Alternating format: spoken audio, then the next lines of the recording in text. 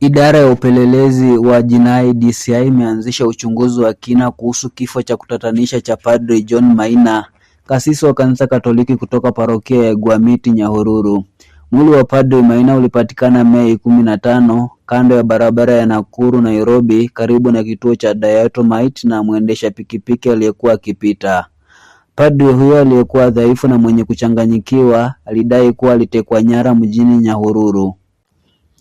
Alikimbizwa katika hospitali ya misheni ya Mtakatifu Joseph huko Gilgil, lakini kwa bahati mbaya alifariki dakika chache baada ya kufikishwa. Wahudumu wa afya waligundua majeraha kwenye upande wa kushoto wa kichwa chake.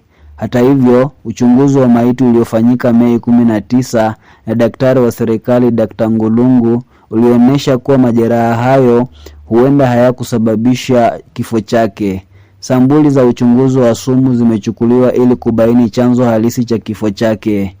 Mamlaka zinaamini kuna njama, huku ripoti zikieleza kwamba Padri Maina alikuwa akifuatwa na watu wasiojulikana waliodai sehemu ya pesa alizopewa baada ya kuongoza ibada ya Jubilee ya miaka 25 na upadrisho mnamo Aprili. Hafla hiyo ilihudhuriwa na aliyekuwa naibu rais Rigathi Gachagua na wanasiasa wengine.